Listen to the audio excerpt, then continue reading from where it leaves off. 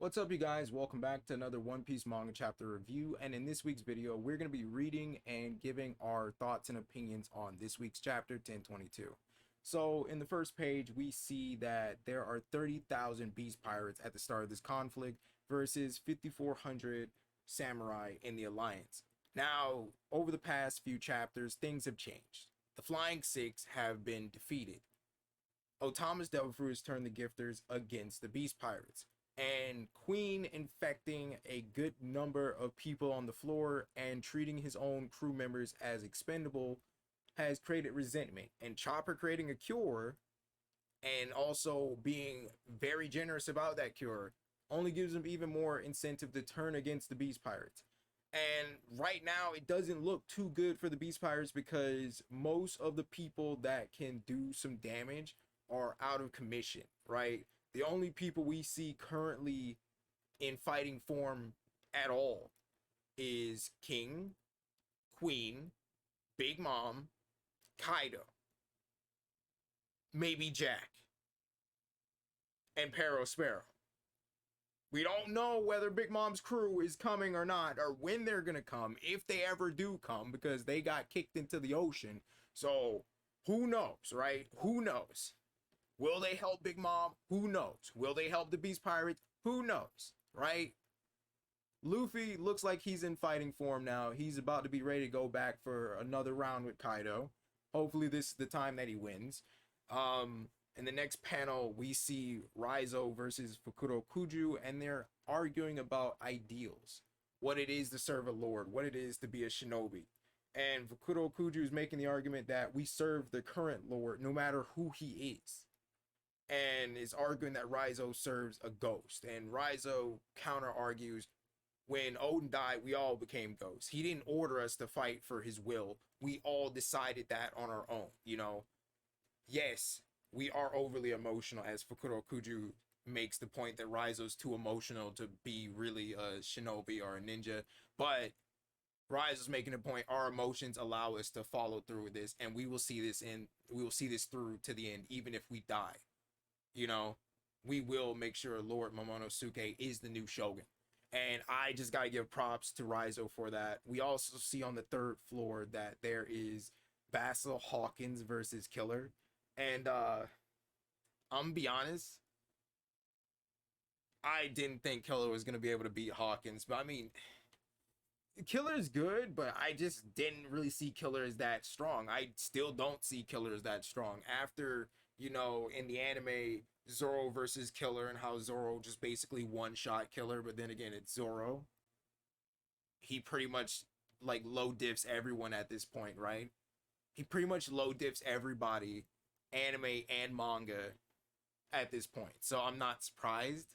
I guess because Zoro beat Killer with such low difficulty, and we haven't really seen much from Killer throughout the anime up until Wano, it's made me look at Killer in a very underrated way, and I've underestimated him. And I have hyped up Hawkins for a long time. And I'm going to make a video on that. But I'm just going to say this. I have been disappointed in Hawkins and Wano. I have been disappointed in Hawkins throughout the anime. My expectations for Hawkins when I first saw him in the anime in Sabity versus where he's at now. No, sorry. This is a man that got casually kicked at the speed of light and just didn't sweat it. And now he can't hold his own. Like, this man has been taking L's, like, throughout everything. And I'm not saying that, it's Basil Hawkins' fault he's taking L's, right? In Punk Hazard, he demolished Brownbeard. Absolutely demolished his crew. Like, he took out the man's legs to the point that Brownbeard needed, like, to become a centaur, pretty much. So, I mean, Basil Hawkins gets some type of respect, but it's just, he couldn't beat Law, right? I mean, to be fair, Law had the Ope no Mi, and that's pretty powerful. Pretty hard to beat for most people that don't know how it works, But, I don't see how he should be losing the Killer. I just don't. I don't. You have an ability that allows you to basically create straw dolls to transfer damage from yourself onto somebody else.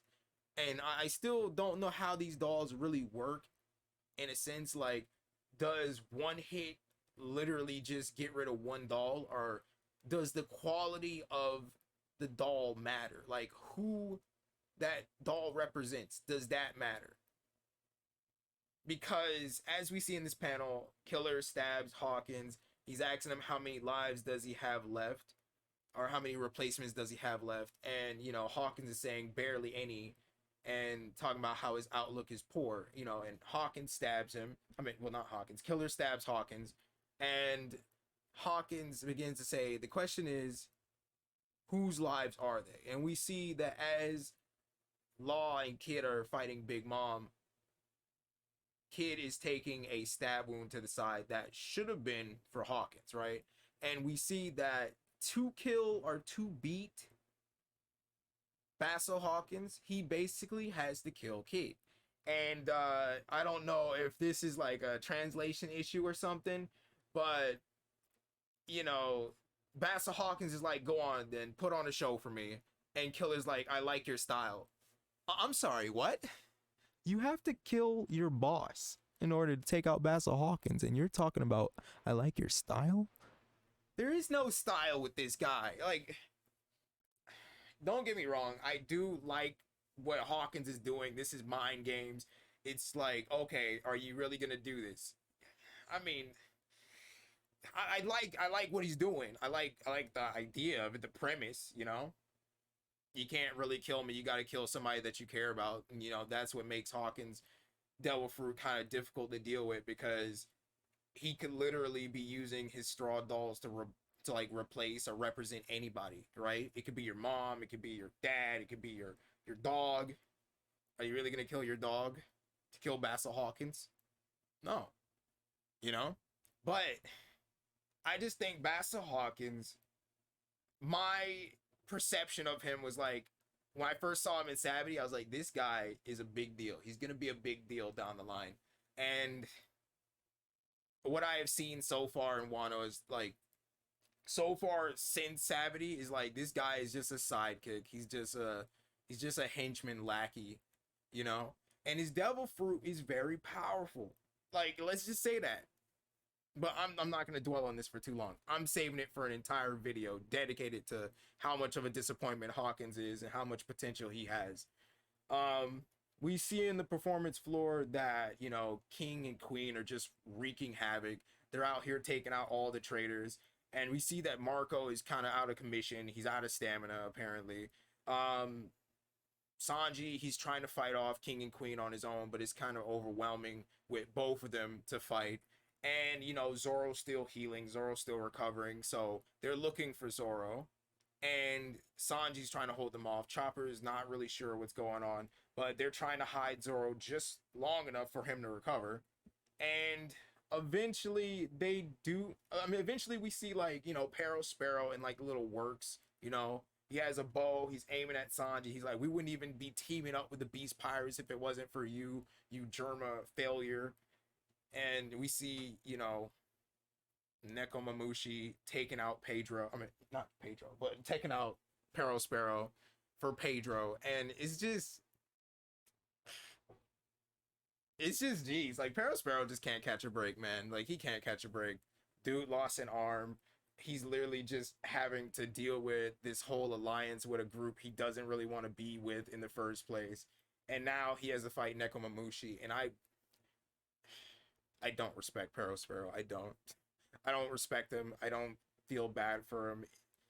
I always root for the bad guys, to be honest. I always root for the bad guys, but I feel like Nekomamushi is gonna take out Pero Sparrow. We see that Zoro is spotted, and King appears right in front of them. And he's about to attack Zoro and Chopper, but we see that Marco's recovered. He's blocking the attack. And Marco mentions that he heard about a group of people that lived atop a red wall who could burst into flames. And he says, and here we have King the Wildfire.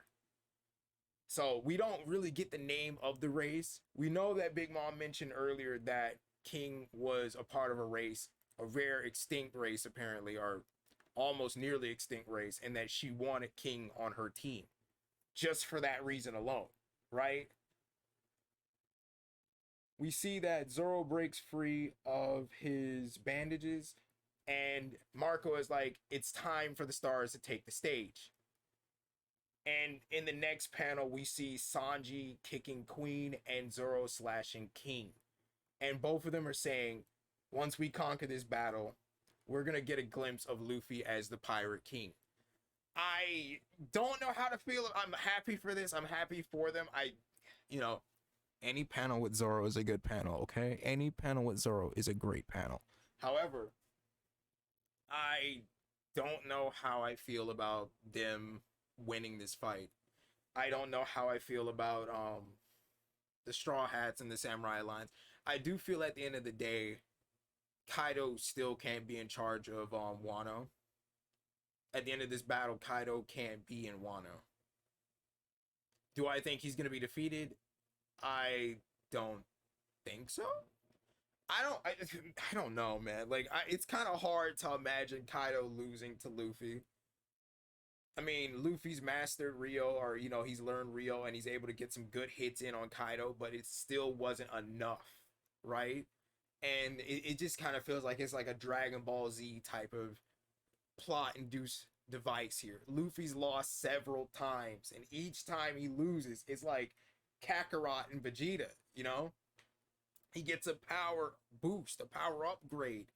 And it's just like, how many times is Kaido gonna have to keep knocking this man down? But I feel like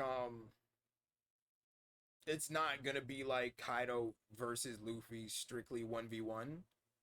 At least I'm hoping it's not. I feel like Kaido versus Luffy and Yamato would be reasonable. It would be reasonable. I would hope so. I'm looking forward to that. Yamato's looking really good versus her dad, to be honest. I really wanted her devil fruit to be, Kirin, but it's a Makami, which is a type of like wolf spirit. And I'm just like, I mean, no, man, no. I feel like Kirin would have been so much better. On top of that, she has the horns and everything. So it's like Kirin has horns. She has horns. Her dad's a dragon. Kirin is almost like a dragon-like creature capable of producing flames. But instead, we just get a wolf spirit. So I kind of feel like let down by that temporarily. I should probably make a video on like the top 10, top 5 mythical Zoan devil fruits and rank them on power now. I'll probably make a video on that later on this week. But those are my thoughts for this chapter. I don't really know how I feel about Zoro and Sanji kind of just manhandling King and Queen like this. I feel to a certain extent like Zoro and Sanji do have that power. They have made that growth over these arcs to put in work against the Beast Pirates. But at the same time, I feel like King and Queen, especially King, he's been hyped up to be like this dude, the man that handles business for Kaido. And to see him just get casually slashed, and to see that King and Queen are having such a hard time against Marco. And I mean, to be fair, Marco can regenerate most wounds and damage, so he's just kind of like an endurance fighter for the most part. But to see them just kind of get manhandled like this, it's kind of disappointing, because these are supposed to be the commanders of a Yonko, right? And I'm expecting more from them. When Jack appeared, Jack took care of business. I'm not saying Jack is like this guy that wins all of his fights. Jack is, for the most part, has... Some people argue that Jack has taken a lot of L's, but Jack put in work. All right, Jack put in work. Jack showed no fear, for the most part. So, I kind of feel a little bit underwhelmed about the commanders of the Beast Pirates. I can't see Luffy beating Kaido. I mean, it's gonna happen, but I can't see it. I can't imagine it. I can't picture it, you know? I can't picture it. Maybe he has to go gear forth and use Rio with one of his attacks to like KO Kaido or something like that. But I mean, how is this arc gonna end? You know, how is this arc gonna end? I'll see you guys in the next video. Comment your thoughts on this chapter. Bye.